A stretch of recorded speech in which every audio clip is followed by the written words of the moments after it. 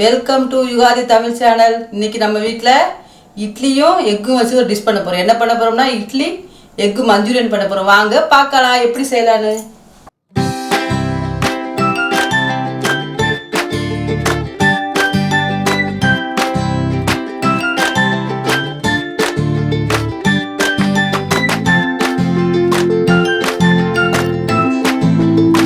அடுப்பை பற்ற வச்சுக்கிறோம். ஒரு சட்டியை வச்சிடணும். வடை சட்டி சூடாகட்டும். எண்ணெய் ஊற்றுவோம். இப்போ 100 ml எண்ணெய் ஊற்றிருக்கோம். இப்போ எண்ணெய் நல்லா சூடாகிடுச்சு, நல்லா காஞ்சிச்சு. காலையில் செஞ்சு வச்ச இட்லியை ஃப்ரிட்ஜுக்குள்ளே எடுத்து வச்சுருந்தேன்.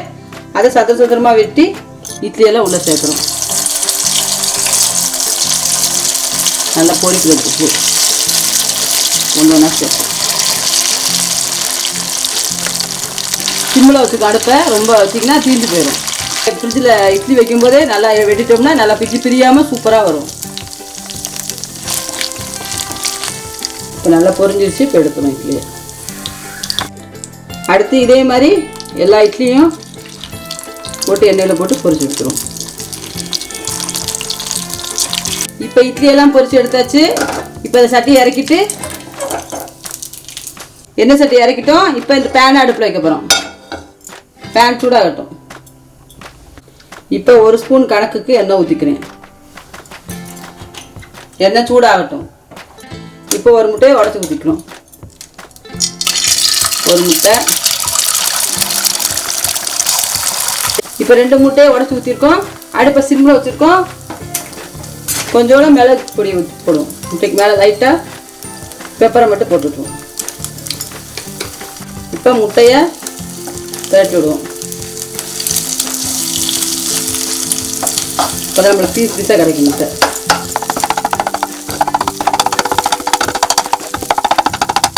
இப்போ முட்டை துண்டு துண்டாக விழுந்துச்சு. நல்லா துண்டு துண்டாக இருக்குது.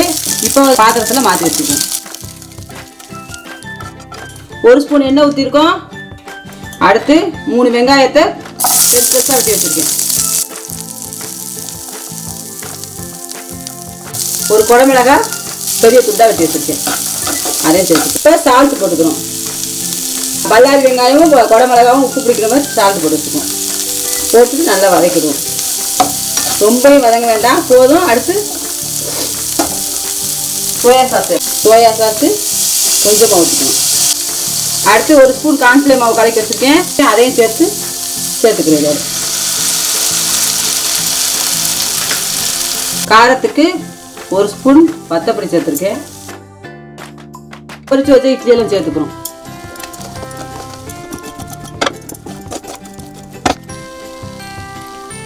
ஒரு ஸ்பூன் சாஸு. இந்த டொமேட்டோ சாஸ் போட்டுட்டோம். அதையும் ஒரு கிண்டு விடுவோம். நம்ம பொரிச்சு வச்சோம்ல அந்த முட்டையை இதோட சேர்த்துக்குவோம்.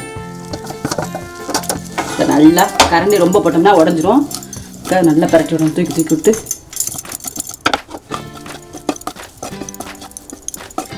இப்போ ஒரு தட்டில் எடுத்து வச்சு சாப்பிட போகிறோம்.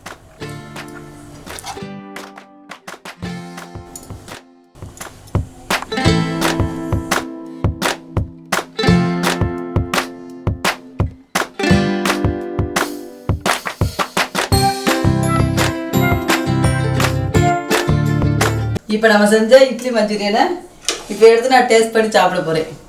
வாங்க சாப்பிடலாம். சாஸ் பண்ணி சூப்பராக இருக்குது. இந்த டிஷ்ஷை உங்கள் வீட்டில் செஞ்சு பாருங்கள். நல்லா மழை பெய்யும்போது சூடாக சாப்பிட நல்லா சூப்பராக இருக்கும். எப்படி இருக்குன்னு பார்த்து சொல்லுங்கள். எனக்கு கமெண்ட் பண்ணுங்கள். யுகாதி தமிழுக்கு லைக் போடுங்க, ஷேர் பண்ணுங்கள், கமெண்ட் பண்ணுங்கள். மறக்காமல் சப்ஸ்கிரைப் பண்ணிடுங்க.